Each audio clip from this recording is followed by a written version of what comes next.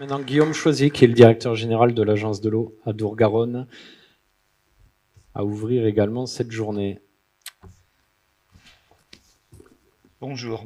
D'abord, merci Madame la Présidente de Météo France, Monsieur le Président de l'association Météo Climat, Madame la Directrice du PFE, et puis à chacun d'entre vous qui allez intervenir aujourd'hui. Merci de votre présence. Merci Madame la Présidente du GIEC d'être présent ici. Pour nous, c'est un temps important pour les agences parce qu'on a une connaissance de la qualité de l'eau au quotidien.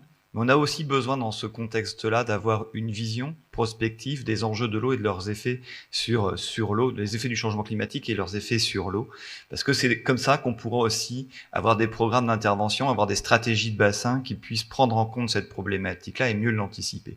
Et j'ai tendance à penser que le temps est compté. Cher Jean, tu nous interpellais tout à l'heure sur notre capacité à se tourner vers l'action, à agir et à mettre en œuvre les choses. On en a bien conscience.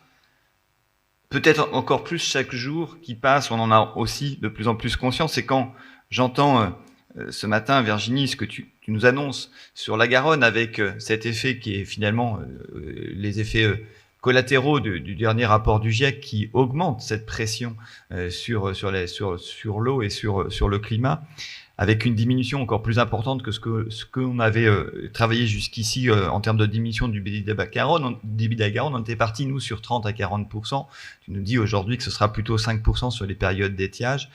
Ça peut paraître que 10% supplémentaires, mais c'est colossal déjà en termes de défis à relever. Alors, je pense qu'on y arrivera. On a les moyens de pouvoir le faire si on passe immédiatement à l'action. Il nous reste à peu près, on a tendance à le dire, 10 ans. Et pour le monde de l'eau, c'est probablement un virage à prendre pour l'ensemble des bassins qui est relativement important et aussi important que ce qu'on a connu il y a 50 ans, un peu plus, quand il a fallu amener l'eau dans chacune des cités, dans chacune des habitations, de sécuriser la qualité des rejets. On y a réussi. On passe de le réussir, y compris sur les rejets. J'ai bon espoir qu'en 2027, on remplisse l'objectif d'avoir 100% de bon état des rejets domestiques dans les rivières de l'Hexagone. Mais il faut aussi qu'on s'attaque désormais à la mise en œuvre des actions qu'on doit relever sur la présomption du changement climatique. Et alors on a déjà fait sur un bassin comme Adour-Garonne, si on regarde les prélèvements, sur l'année 2003 par exemple, il y a plus de 15 ans, et ce qu'on a prélevé en 2019, on a économisé 800 millions de mètres cubes d'eau sur des prélèvements qui se montent à 2,7 milliards. C'est un tiers.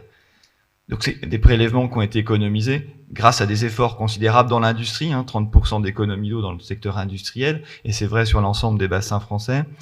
On a économisé aussi beaucoup. Nous ici, on a économisé 100 millions de mètres cubes, c'est à peu près 15% du volume d'eau en alimentation en eau potable sur l'année, avec une augmentation d'1,5 million d'habitants, et qui a donc une augmentation de 30% des habitants, et on a baissé de 15% la consommation d'eau. Donc c'est un véritable défi qui a été relevé ici, et qui reste encore à poursuivre. Et puis en agriculture, on a diminué de 400 millions de mètres cubes d'eau.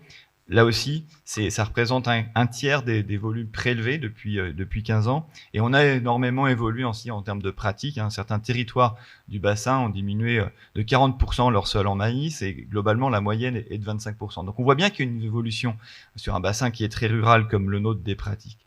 Mais ça suffit pas. C'est pas avec ce rythme-là qu'on arrivera à relever le défi, qu'on arrivera à sécuriser la qualité de nos rivières et le maintien de la biodiversité.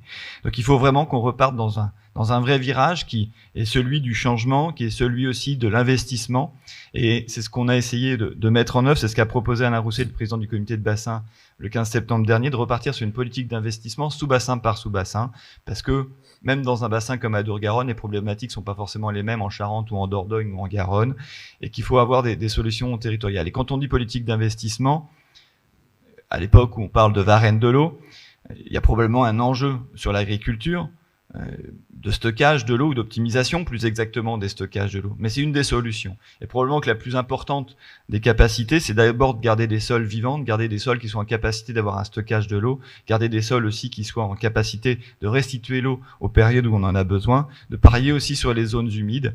Et on a l'année dernière, avec les deux régions, dans le cadre d'une entente et aujourd'hui d'une politique concertée sur l'eau avec les deux régions ici en Adour-Garonne, investi sur 3000 hectares, c'est 30 millions de mètres cubes d'eau stockés supplémentaires, c'est aussi 30 millions de mètres cubes d'eau purifiée quand elle se rejette dans les rivières. Et la nature est capable de nous donner des vraies solutions, autant sur le plan rural que sur le plan urbain. Mais c'est maintenant, on doit avoir des stratégies pour investir, et principalement investir sur la nature, pour pouvoir passer ce défi-là et de pouvoir maintenir cette eau de qualité, cette biodiversité. C'est un véritable défi. Tout ce qui ne se prendra pas dans les 10 ans qui arrivent en termes de solutions, on va probablement le subir après si j'en crois aujourd'hui ce que vous nous apportez, ce que vous nous mettez en exergue en termes d'évolution du changement climatique aujourd'hui. Voilà, je ne serai pas plus long parce que je sais que la journée est dense, on est surtout là pour écouter et puis on prendra, c'est important, et je le répète pour nous, d'avoir des prospectives. C'est aussi important d'avoir une vision des enjeux de l'eau à l'international. Les agences aussi investissent 1% de leurs moyens à l'international et on est encore là aussi sur un défi important où le changement climatique aura aussi des effets, probablement des effets aussi sur notre capacité à maintenir la paix si on n'arrive pas à asseoir une politique d'eau potable pour le tiers ou la moitié presque de la planète qui ne l'ont pas, et encore plus en termes d'assainissement. Donc voilà, merci à tous, en tout cas, bons travaux. Je resterai pour ma part une grande partie de la journée et je salue les équipes de l'agence qui sont présents et les membres des comités de bassin ici présents ou des conseillers scientifiques et je vous sais nombreux. Merci. Merci Guillaume Chauzy.